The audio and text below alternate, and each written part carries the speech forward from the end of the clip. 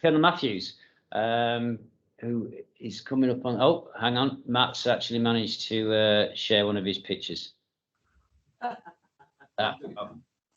There we go. So some smiley faces there just for that.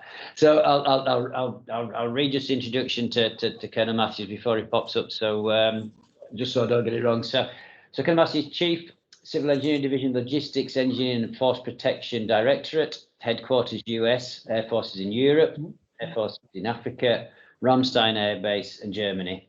In this position, responsible for deliberate planning and execution of engineering contingency construction operations, supporting the US European Command and the US Africa Command. Hopefully, Colonel Matthews, that's a good introduction. I never do it justice at this point in time. So if you'd like to just say a few words before I put your slides up, if you like. Yep, absolutely. Well, thanks, Kevin. Hello and good after. I guess it's still good. It's just afternoon where you are too. Yes. Greetings from Kaiserslautern, Germany. I see some friendly faces and names on the call today.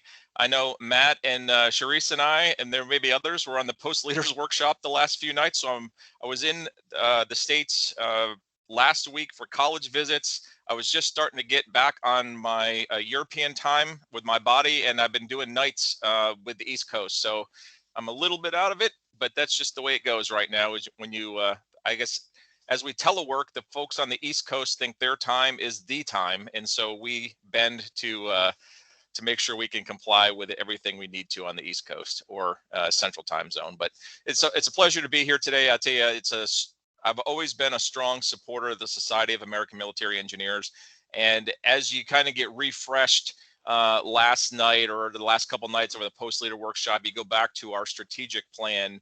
Our nation, and I would say globally, with our partners like the Defense Infrastructure Organization, the UK, all of our NATO members, they need us more than ever. They need our expertise. They need our critical thinking skills. They need our minds. They need us to solve some very, very complex problems, whether that is infrastructure that's failing. You open the headlines, and in the US right now, they're debating the volume, that cost of the infrastructure bill, one, that our country needs, and two, that we need to put to a shot in the arm of our economy. You look at the condo collapse down in Florida, the wildfires, the rising sea level. There are so many problems that fall back on engineering and really kind of contribute to the defense of our nations that we need to get after. So I will tell you, I can't speak enough on how good SAME is as an organization and why we should be involved, because really it's going to take all of us and our diversity of thought and how we approach problems and our numbers to help this nation and the world through the problems in front of us. So once again, just thank you very much for the opportunity to speak today. When the title came up on strategy and engineering imperatives, I would tell you, I thought it is important what we're going to, as we go through the presentation today, and if we can get the video to come up, I think it's important to understand what our command does and where we are. So I am U.S. Forces Europe and U.S. Forces Africa. Several years ago, they combined the two headquarters. So we'll go through kind of our area of responsibility and then even set the stage. So in the past years, probably 7-8 years ago, we had a command engineer who was responsible for all engineering in the theater. And as we look to deliver our engineering capabilities as an Air Force, we realized we couldn't afford that structure anymore. So we have centralized a lot of capabilities, and I know you should all be familiar with the Air Force Installation and Mission Support Center. That you have a detachment there on RAF Mildenhall, so Det 4 forward in the UK, and then you've got Detachment 4 here in Germany, as well as a tremendous amount of reach back support in San Antonio from both the headquarters and the Air Force Civil Engineer Center. So collectively, we are going to help deliver. So, and one of the things I'll talk through my presentation, think of us as working with mission owners to help develop the requirements, and then we may turn those requirements over, and I'll talk about partnerships, to others to help design and execute and bring those projects to completion so we can deliver mission. So at that point, I'm just going to stop for a second and we'll see if we can get the video to run. Okay, thanks. 2 seconds.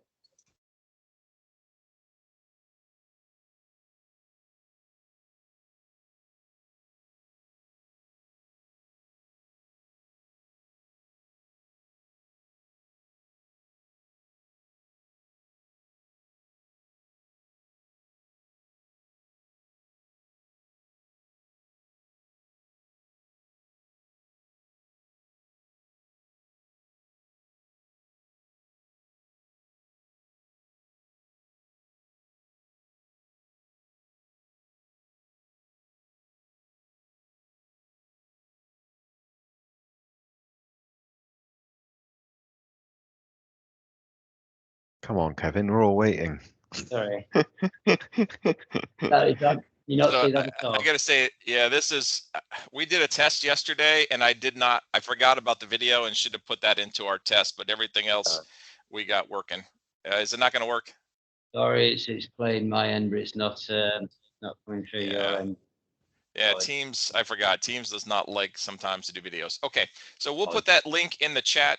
But what it is was a historical video that was done by a group called the Profession of Arms Center of Excellence for the Air Force, and it was called the Forward Edge. And it's kind of history of USAFE Africa and where we are today in about a 3.5 minute presentation. But we will go ahead and I'll put that link out in the chat, and you all can take a look at it. But it is a good representation of where we were and kind of where we see ourselves today. So as I mentioned earlier, we are at the headquarters, USAFE Africa for short, and we do support the commander, General Harigian, and today to support through various levels. So we see 4 main roles there where we sit today. So first of all, we are a major command in the U.S. Air Force, or as the Department of the Air Force, as we talk about today, as we've incorporated the Space Force with the Air Force. We are also the air component for both the European Command, so General Walters, U.S. Africa Command, General Townsend, and then we are the force proponent for AirCom. So the headquarters is a NATO organization. Air Command sits here at Ramstein Air Base, and General Harigian, in his role, kind of is wearing multiple hats. He also works there. And I'll tell you what we know, and we talk about partnerships, our alliance with NATO and working together, even on the engineering side. So we're trying, and I'll share a little bit later in the presentation, working with both NATO, the Military Engineering Center of Expertise, and trying to really reinvigorate our training and interoperability and working together with various engineer units across the continent, here, at least in mainland Europe, to make sure that we, when or if we are called upon, no matter what the crisis is, whether it's, a hostility, a natural disaster, or others, that we can work together to solve those problems. So, and you see at the bottom there, just kind of 5 major areas, if you will, that we do. We have strike, surveillance, superiority of all types, air, cyber, lift, which would be kind of airlift, and then command and control. So across those 4 roles for the command here. I think it's important as we look to the next slide that how do we help support the overall strategic guidance across. So you can see there's a lot of similarities between the 2 combatant commands based upon, I think, maturity of the theater and what is going on in the theater. And then our commander and command team have gone and kind of developed kind of sub objectives for there. And when you look at all those, when it comes to engineering, they really were in almost really all of them. Whether it's, when we talk U.S. combat power, now I'm not flying an airplane, but the capability we bring to recover an installation or build an installation or what it needs is really part of that in my mind. Basing and access, well, we may not work the access, but we are right there with them if we need to establish an installation or anything that we want to build on an installation.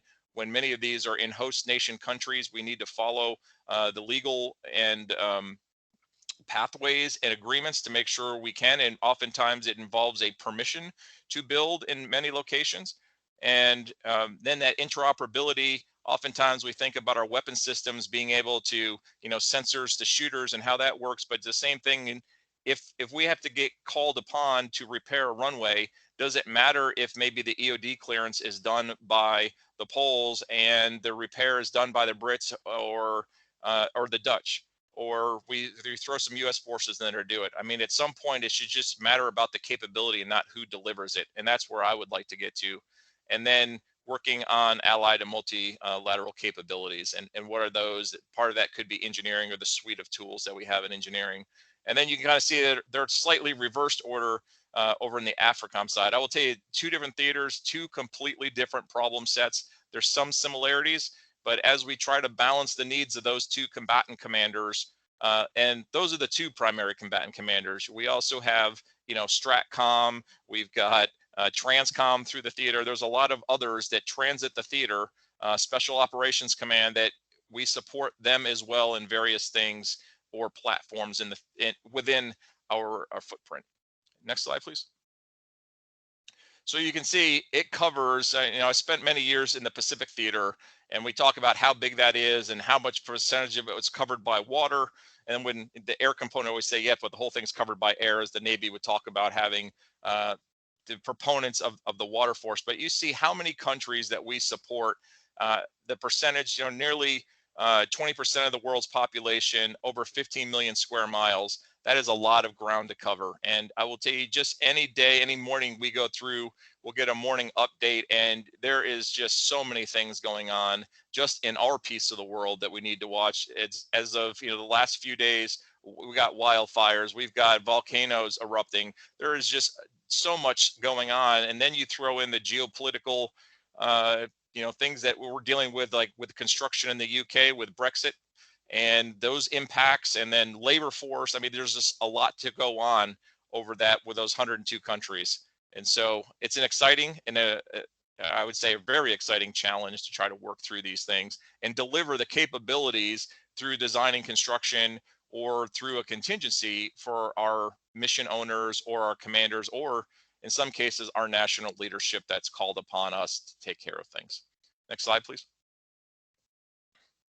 So before we can say where we are and where we're going, I'm a firm believer in history and kind of looking back on where we've been. And so although I always dreamed of coming to Europe in the 90s, as I started my time in the Air Force, we had, and most of you know, a much bigger footprint just on mainland Europe.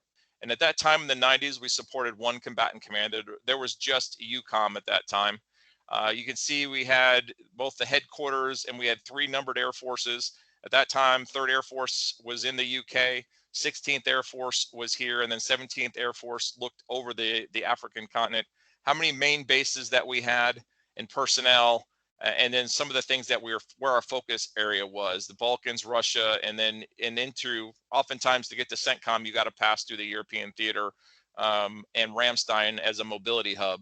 And if you fast forward one slide, you can see where our forces are today. So trying to support those 2 different combatant commanders, not just one combatant command, kind of looking at both of those missions, when really Europe was the predominant look that we supported at that time, but down to only 8 main operating bases, cutting nearly 70% of that infrastructure, over half of the personnel, the number of squadrons. And those of you that have done Air Force and supported Air Force operations, you know that it's the planes and those missions that often drive the number of personnel. And that then talks about the number of facilities that you need and the types of facilities and the support facilities, the commissary, DOD schools, all those things, and medical. I was talking to a gentleman who works for the DOD school, and he was saying we used to have 38 high schools in Europe back in the 90s. And now we're down to like 6 or 7 or maybe 8. So just a tremendous amount of reduction. And even during the last decade or two, when I was here, I was previously on the European Command EUCOM staff from 2011 to 2014. I spent almost my entire 3 years working on the European infrastructure consolidation. And what we were going to do to further shrink footprint, there was how can we cut infrastructure, save dollars, and move things back toward the United States or other places. And now to see, less than a decade later, or just about a decade later, and the reversal of where we are today, and just reading, open source articles the other day about how the Army has put on hold some of their turnbacks in Germany, and how we are needing additional infrastructure to face the threat that we have and where the national defense strategy wants us to go. So our focus has changed, but you see there, we had 3 before, and I would say that those, on any given morning, we watch the ops and intel brief and figure out how our day is going to go and what we may need to do to support the commander and the direction of our national leaders. So just the dichotomy of where we were just 30 years ago and where, just to let us know that's where we are today and then where we're going to go in the future. If you go ahead, the next slide.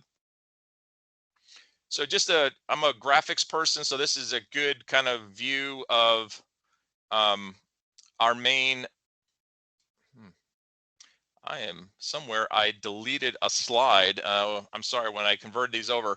Normally, the first one would be our kind of main operating bases that we have in Europe to show, but then we have a lot of individual forward operating stations, cooperative security locations, and geographically separated units. So that could be one or two people at that site. It could be a site that's kind of kept warm or cold if we need to go in there and work. And you could see, as you kind of look at the infrastructure where it was kind of in the 90s and where it came down along kind of the German border and all that stuff as we push out now through the European Deterrence Initiative, which started off as the European Reassurance Initiative, as we push further now into the East, and how important it is to get in and build some infrastructure there if we need it. Next slide, please. And then just a quick view and look at where we are in our Africa bases. And for those, there's four really kind of main ones that we are at today for the Air Force. You've got Shebele, which is near Camp Lemonnier in Djibouti, Manda Bay, Kenya. We've got Agadez off of Air Base 201 and Air Base 101 in Niamey. We do, Ascension Island does fall into there, but that's really aligned to a Space Force, and that is, you know, in the old days fell under, it still falls under the 45th. I believe now that they're the Space Wing, but that they have responsibility for Ascension Island. So they're there. We don't provide a lot of support unless we're called upon. You see some of the different missions. And then as we look at some of the support that may need to come out of mainland Europe to support AFRICOM, and that's just based upon how they lay down and where they may need to put forces and close that distance. You know, until you could see, and we had some other graphics I decided to pull out, but just when you plop in the United States in there, and it's just kind of this small piece in the middle of the East and West Africa, that we kind of think of those in East and West right now, but that distance is tremendous. The whole United States will kind of fit in there and more. And to try to move logistics, to move people, it is a difficult problem. And unfortunately, I've been down to Africa at least 3 times in the time in my last year. We had some things, especially as we moved through January, February at Operation Octave Quartz. And we did an expansion of an air base down there in a very, very short order. And just looking at things like force protection, what's the threat down on the continent, and completely different.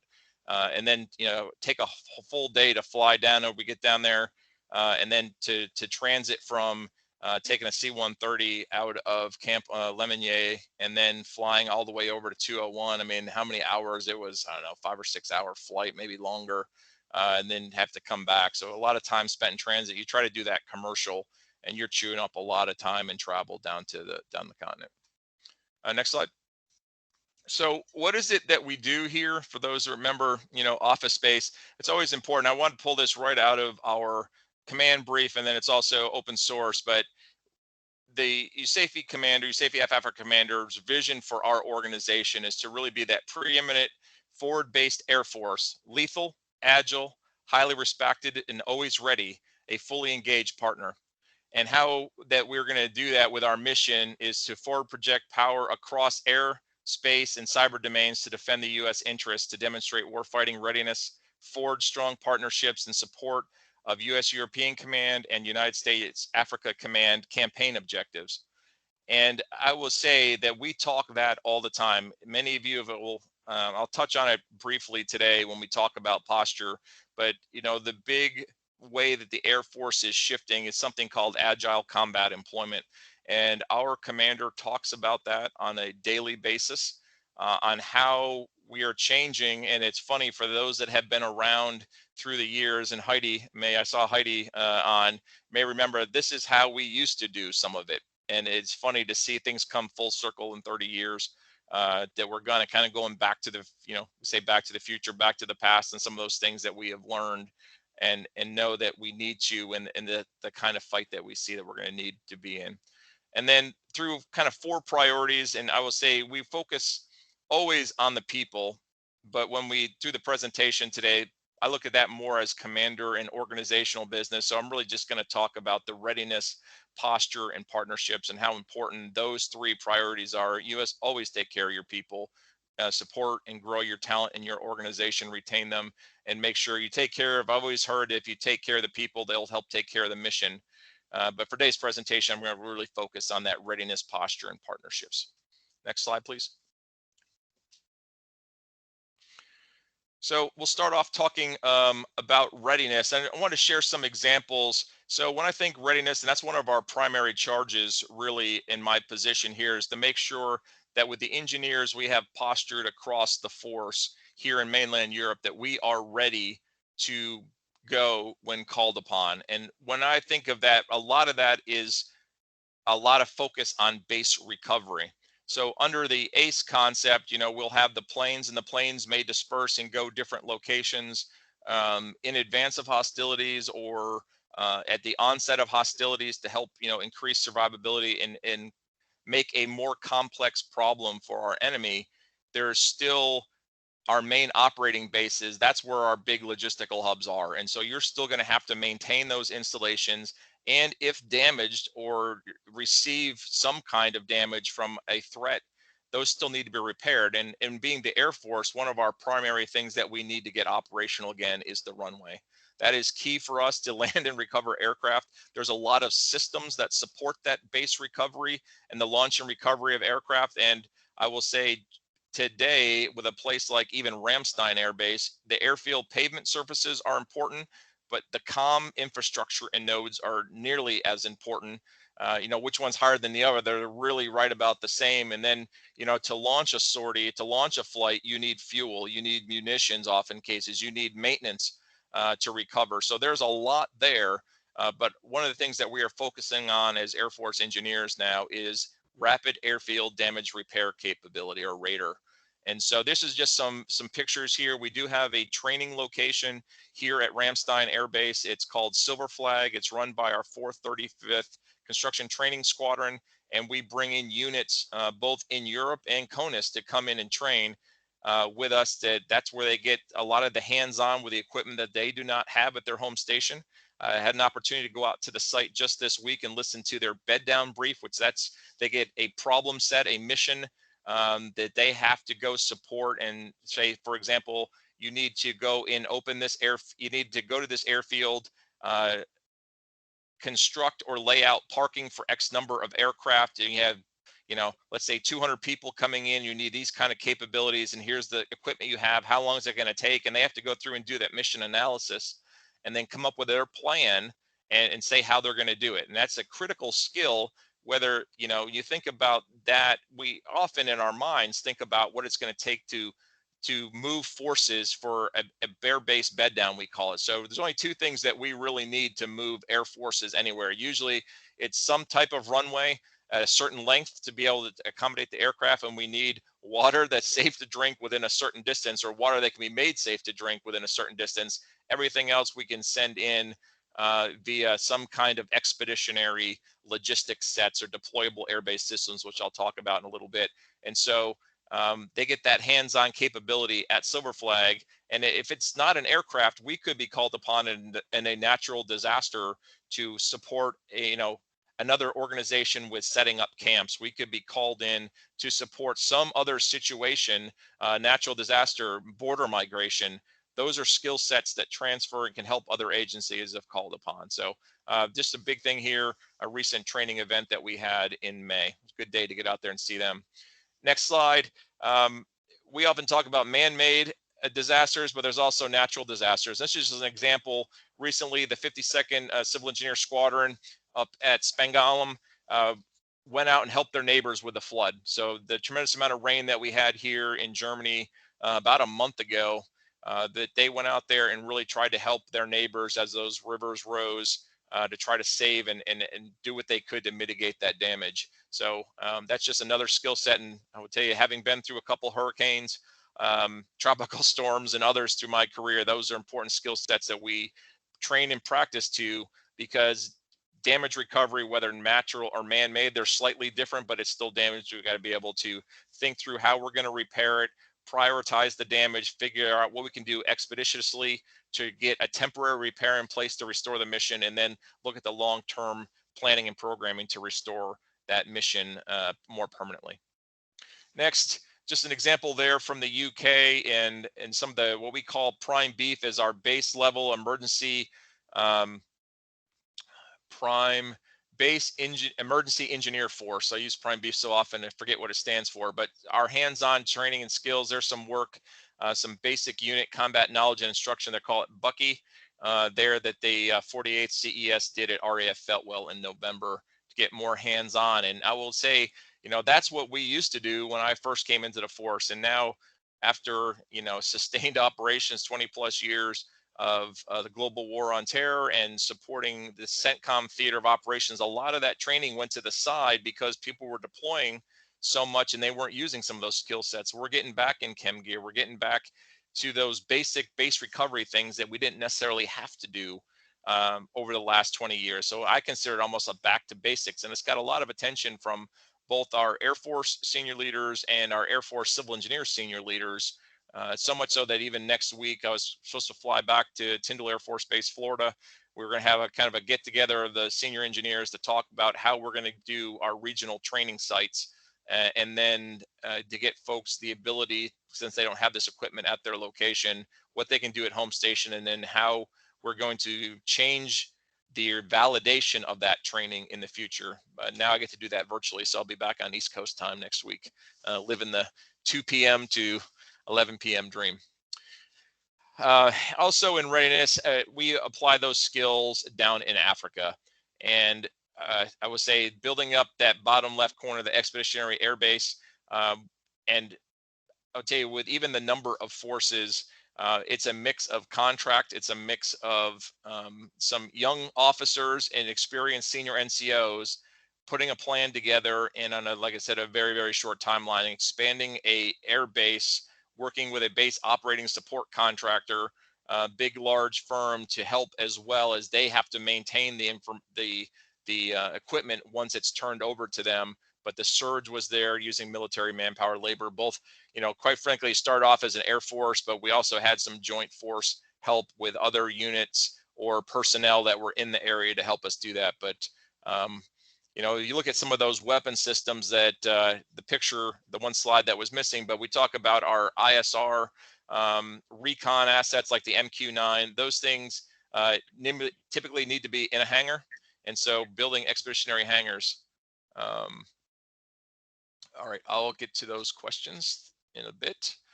So that's just some kind of a snapshot and overview of some of the readiness that we look after. Posture is really, I would say, one of my big focus areas. As we looked at the map and where we need to go, and we showed what we used to have to give you plenty of options, and then you look to move the fight west from where it was in the 90s, more in the east. There's a lot of things that we need to do to what I call set the theater properly. And so we spend a lot of time working to do that. And one of those areas that we are is through, I talked about the rapid airfield damage repair capability, but is you need to get that equipment that we didn't have in theater, and you need to store it somewhere. And so we have a large program right now to both buy the equipment, and it's already starting to flow in. But as many of you know, that when you can get the opportunity to buy the equipment, often the equipment, someone's got a hot mic that's giving me some feedback, will come back, and the facilities lag. So we are building, working with some other partners to develop the requirements, design and construct these Raider warehouses to house the equipment and the material. If you advance the next slide, just because I know that industry is always interested in how they can support us. It gives just a little snapshot of where we see the Raider Milcon storage. Next slide. It should be a project list. There you go. Just the locations we plan to put them. Just truth in advertising for everybody. I'm providing information that I know if it was released in a president's budget. So FY21 or FY22 or earlier budgets, I will list the actual PAs. Everything else will be a range for those projects. And if they're fiscal year, until that's released publicly, we'll just kind of say it's in the FYDP if it's within the 23 to 27 time frame right now. So that's that's kind of how I put the slides together, traditionally how we do with SAMI Small Business and other events. So you can kind of see where those warehouses will be. Look to get these first ones ongoing here in Germany by the end of this fiscal year. And then the others right on the heel. And you see there's 3 coming up there for the UK across the FIDIP. Just as important as having the radar, next slide, is these deployable air-based systems, which, you know, military, we have to have acronyms. That's a mouthful to say. Deployable air-based systems, facilities, equipment, and vehicles. We just call it DABS-FEV. It also had a name. It was like ECOS, Expeditionary, and I forget the long acronym. Then we went to DABS instead. It was easier. But this is where we store those assets, which we call war reserve material. These are the airbase in a box. And I will tell you what's really fascinating to me is the mental picture. So if someone told you, hey, we need to build these WRM warehouses, I automatically think of the pre-engineered buildings that maybe are, you know, 80 feet wide, 100 feet wide by 200, 300 foot long. But what I'm being told, and I have yet to see one because we haven't started building one yet, that these, you need to think more like a Home Depot and its parking area is what these are. It's not like a small little warehouse. This is a ginormous warehouse to store this, because not only do they have to store the materials and get it out in a rapid place, they also need to maintain the vehicles and equipment while it's in storage. And we usually have a contract workforce that does that for us, or a host nation workforce. So that, you know, putting generators on load, checking and making sure all the vehicles have their PM, preventive maintenance, done. We don't get rubber tire rot and belts that don't work. So when we go to pull that equipment out, it's serviceable. So that is a big amount. Okay, so those are the DABS-FEV. And then this next slide just kind of shows what we've got in the pipeline for these. The top part, so some of these were already in our budget and for the U.S. forces.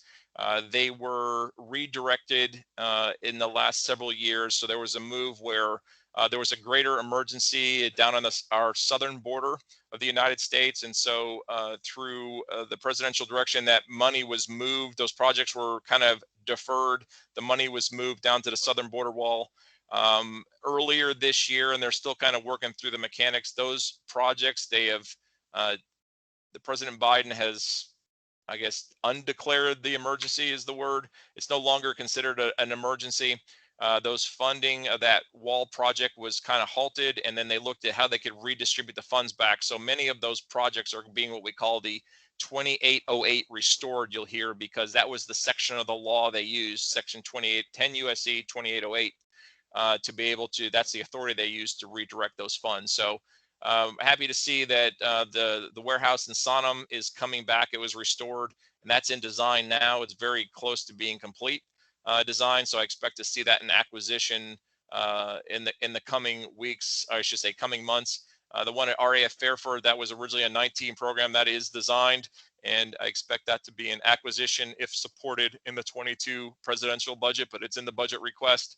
And then some of those others, when the Ramstein one comes back in, we don't have the total date yet. And as you see, one of the things that occurred between the time that these were appropriated and where we are today, the Polish provided infrastructure. So the Poles pledging approximately $2 billion. I don't know what the exact figure is, but you know, somewhere around that, to support the move and the bed down and the posture into Poland.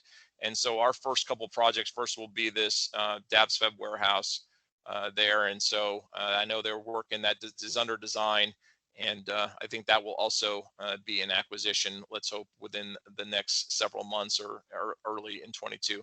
And you can see a series of others that we have going out there. I know Campia Turzai is an acquisition, and I think we expect to hear some good news on that one in the coming weeks. Okay.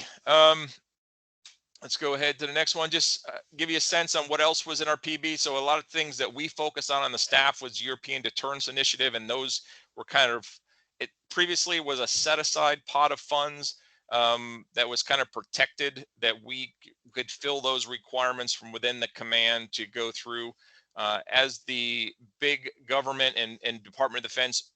And a lot of that was considered overseas contingency operation, or OCO dollars.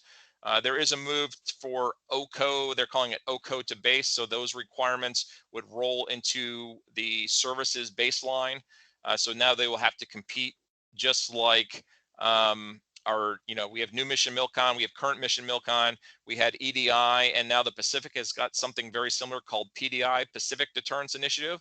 And so all those requirements will go in and have to be prioritized at the Air Force level. We still have a strong advocacy from our combatant command, just like I know Indo-PACOM will advocate for those projects in the Pacific Theater, but that has been a good source. So that's kind of been our focus, but there is still what we consider traditional MILCON outside of the ERI or EDI moniker. As you all know, or are really aware there, a big push, and we talk posture, is the F-35 and bringing in the fifth gen fighter capability that's going on in the construction at RAF Lakenheath. I was just there for a quick trip about 2 weeks ago, and it had been a year since I've been back in the UK, and it's impressive to see how much work has occurred in the last year and how those facilities are coming along. We know there will always be pressure from deadlines and things that need to be done, and there'll always be, wringing of hands and folks that aren't always pleased. But sometimes you got to step back and just admire how much work has been done from what that patch of land used to look like 2 to 3 years ago when I was in my previous position. So all key things, but just gives you a sense of the MILCON projects that we have in the FY22 President's Budget Request. Next slide. And then, of course, I know, I'm sorry, if you just go back, is that I always include in that bottom line, we always do ask for that planning and design dollars under the MILCON appropriation too. So just about $650,000 for planning and design to help us build out our requirements. Okay, next slide. And this is more on the deferral. So this is, I know some of these projects were in the previous slides, but this is the list of what was out there, what is being restored and are estimated. And I want to foot stomp the word estimated. Don't hold me to these dates at all, but this is our best view from both the Corps of Engineers, NAVFAC, and Air Force IMSC Det 4 on when we could expect to see these projects potentially get awarded. There's a lot of pressure, I got to tell you. One, from us as the customer mission owner to say, we need these. We needed them 3 to 4 years ago, understanding where the priority was. But now that it's back on, we need to get after these. There's pressure from the comptroller to spend the money in a timely manner. And there's pressure of just the MILCON appropriation, as many of these were 17, 18, 19, and those clocks are ticking on many of those appropriations still. So it's an interesting to see how they went back and put this money back in, but still all good projects that we need. So just give a sense of where our deferrals were. Next slide just gives you an example of a project that we did at Morone. I believe this one was an O&M or UMMC. We're getting after some ATFP projects as well. So a lot of these O&M projects will be back through the installations. So if you're looking for opportunities on how can we get to be part of that project, those would be worked through your installation level and their contracting resources typically. Next slide just also gives you another example as we talk about these projects, some that are underway. This came out of a recent story that Det 4 did, I'd say about 2 or 3 months ago, just to show you the scope and the types of projects that we're under. And this was really an ERI project before an EDI project, but some of the investment that we're making in Câmpia Turzai in Romania. And you think how we're hazardous cargo pads, increased POL, all those things that you think about fighter infrastructure, that if you had to roll a partial squadron, an 8 ship, a 12 ship in, how would we do that? And it's making those investments in the East, like I mentioned, through a program. So that's just a sampling of some of the projects that we've got underway, requirements that are being executed by our partners at Câmpia Turzai. Next slide. I mentioned the EDI. We also have the O&M appropriation of that. And so right now we've spent about $116 million over 62 projects. Our budget fluctuates every year, but I think it's safe to say somewhere around 40-ish million, a little more, a little less, depending on the year, that we are also investing in. Those are the projects that would come through the installation. And in some cases, they may use the Corps of Engineers or their agent to assigned agent if they were, down in a NAVFAC region. but those are where you'd see those opportunities as we look to get after. It does not, we don't get after military family housing or environmental. That's all separate. This is really kind of mission requirements. And it's supposed to be typically for stuff that is not your day in and day out care and feeding. This is really deterrence. Although we have looked at ATFP projects and said, you know, as we look to protect our assets, that those are also projects that we'd look at. Then I'd be remiss if I didn't say the other funding stream, which is kind of MILCON, but it's troop construction, exercise related construction. Oftentimes these will be all troop labor. This project here is a mix of troop labor, and then some of the features they have subcontracted out to help out, but they're typically, this one's a little bit larger, but this is opportunities to have our military engineers come in, support an exercise, and put in some infrastructure to help support that exercise. So in the past, we've done maybe contingency building. We've put up buildings that can be used as an operations center, a dining facility, because if you look at the cost, some of these will pay for themselves by not having to contract out a dining facility operation or lodging off base, or you need those force protection. So another good program. Primarily, we've been focused in one particular region of the world, but as the coming years, I think we're looking for more opportunities in what I'd call kind of mainland Europe to get after some of these projects, and more to follow as for exercise related construction. Just another appropriation and funding tool we have available to us. And then as I get toward the end, leave some time for questions. I talked about partnerships, and I would say as you look at here, this is something we actually, as I talked about working with our NATO partners, we've had a lot of interest from the Dutch recently. They've been down at least, this is their third time to come in with us. I've met with them. They're here this week as well to understand how we train, how we share and compare, and then what we can do to work together to exercise and train. So this one was at our Silver Flag training site. There was our engagement with them to observe how we do runway repair and the methods that they use. What we learned is even with the Dutch engineers, although they support the Air Force, they are all assigned to the Army. So this is where you get to learn when you work with your partners and share that they've got a rail unit, they've got an air unit, and they've got a traditional ground unit that they support, but they're all in the Army.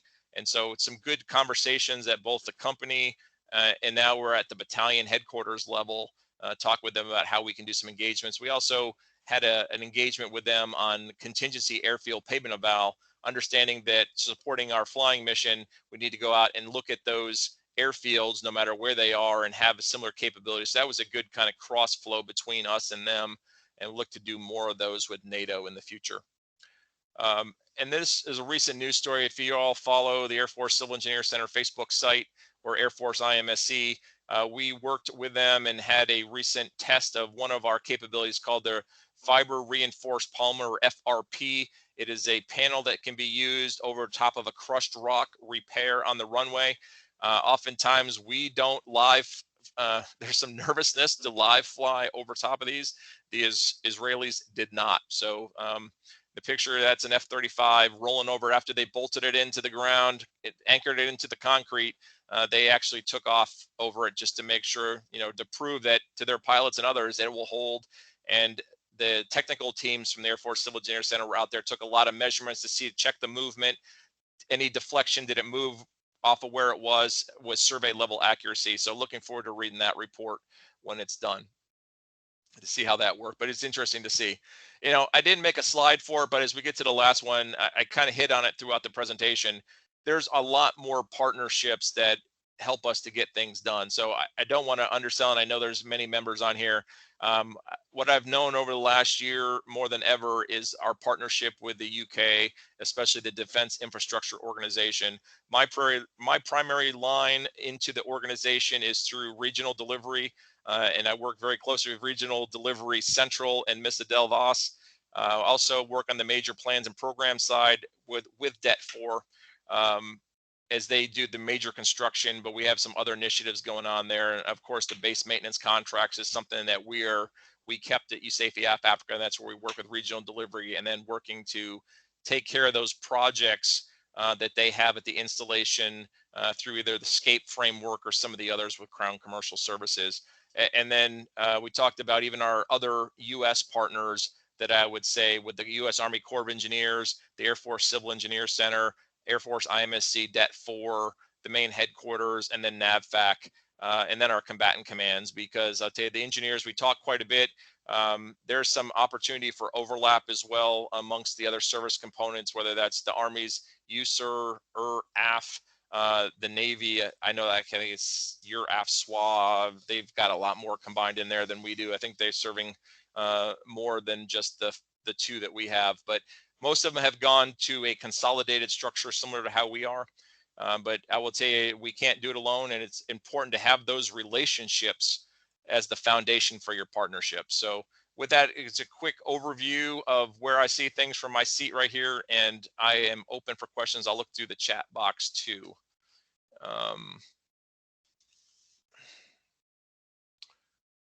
Does USAFE do any large-scale partnering training exercises with Poland or Germany, etc.? We do on the flying side. One of the things, we've had several of us that came over from the Pacific Air Forces, where that's kind of been what they've been doing for a while. It's smaller. Where I feel we are today, and this is my kind of view, is it's going to be a crawl, walk, run. What we're doing now with some of these engagements, I think, are a crawl. I would like to see us, as we come out of COVID, after we kind of understand what we can do, is set up maybe some small scale exercise, which would be a walk, and then a larger scale exercise would be a run.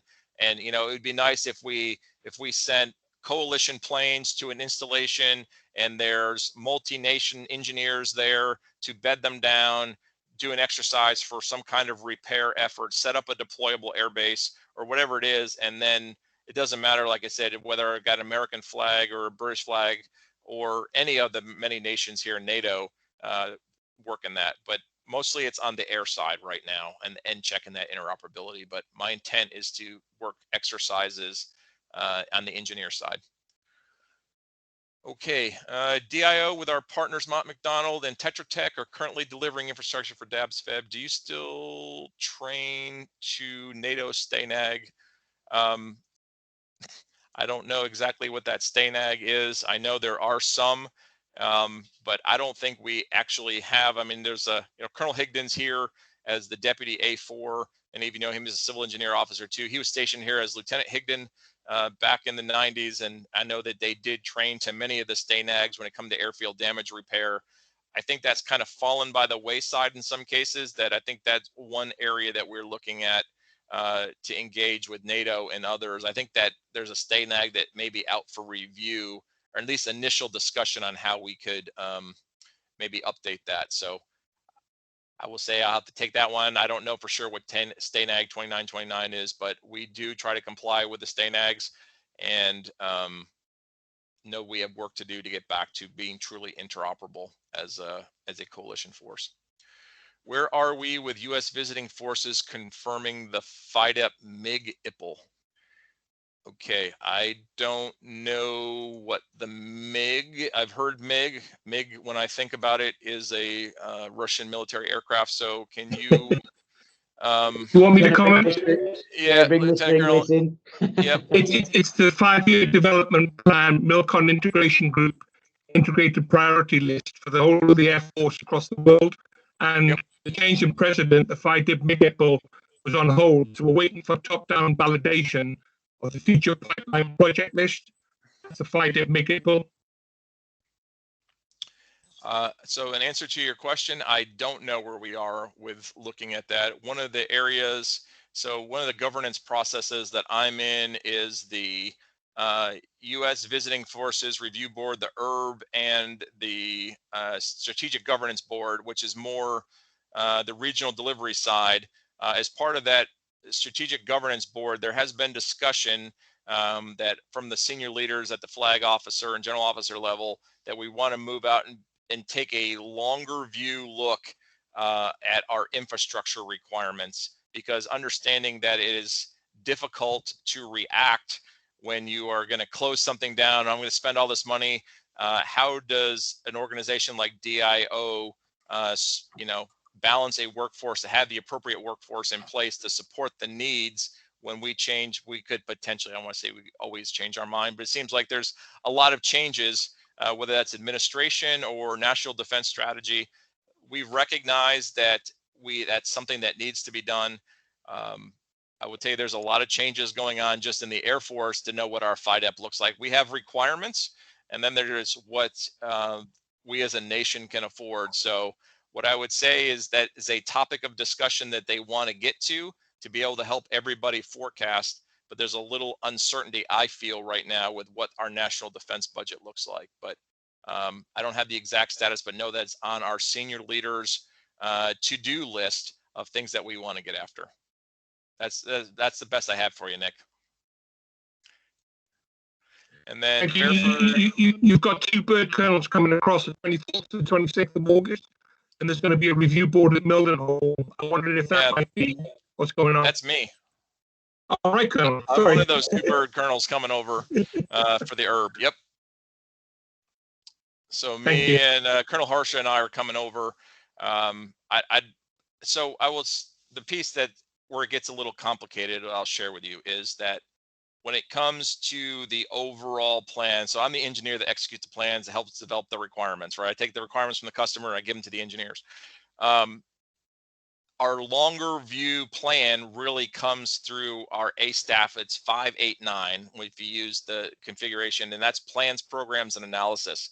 So they deal with the PALM, which is our budgeting process, and they can kind of see and take those requirements. So we'll take them from the base to the command, we'll rack and stack, and then they go up to headquarters Air Force, the Department of the Air Force, and they determine what they can afford based upon other things they have. We can share what we know and where we think we're going. And that's some of the stuff that I showed you today with the FIDEP. And I know that's not everything, right? Because we have things like the JIAC and we have other projects that we want to get after in the UK.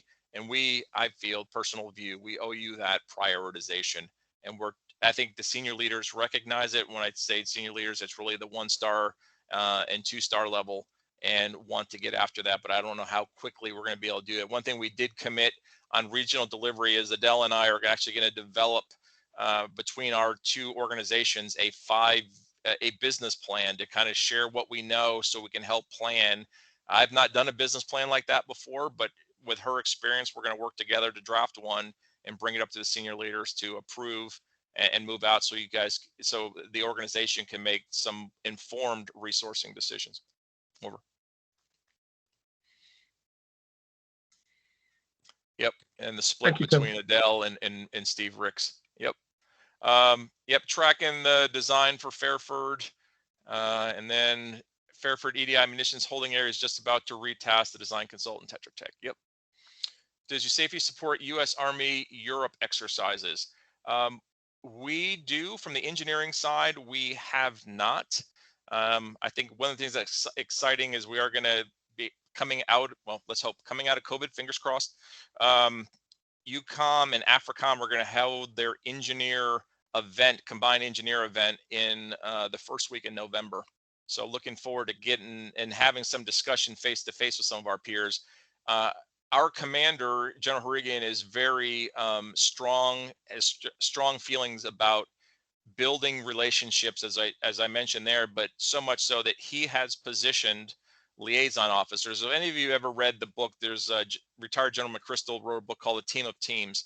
And in that approach, what they did in special operations, they know they didn't have as many forces as they needed, but one of the key things was to be part of the conversation and to have embedded liaison officers.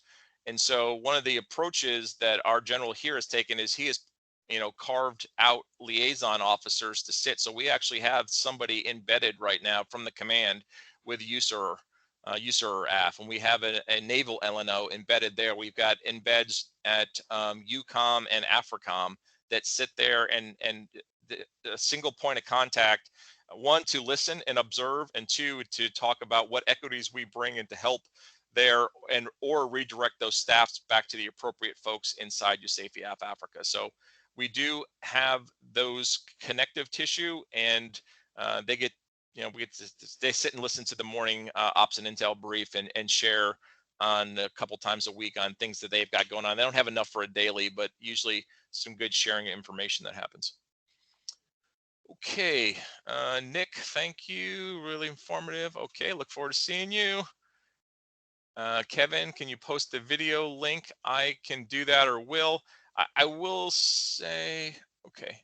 Let me update the slide deck before you post it. I want to put that other map in there. Ask you to keep that down. Okay. I know we're a little bit long. I'm respectful of your time, but anybody else has any questions, we can go ahead and I'll address those. Anybody wants to put their hand up? Just please take the opportunity.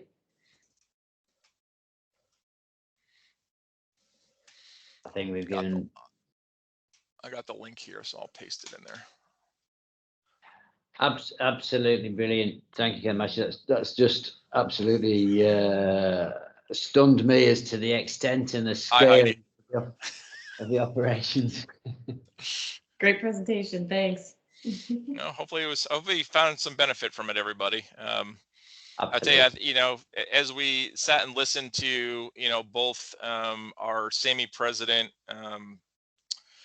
and our executive director, these, just talked about how important, and he even read last night, Joe Shordell read from, a little bit of a shameless plug on the Century book that they've just got published from the publisher, but read about how important posts are and why posts were stood up and developed to bring people together to work through these problems. And so I really applaud you all for standing up a post. I had the opportunity to stand up a chapter, and that was not an easy thing. So trying to get a post, and the fact that you set those goals for 15 sustaining members and 85 regular members, and 100 regular members, and you are nearly there, I really applaud you. And because this is where those relationships are made, right? And not necessarily over the video, but once you get back in person.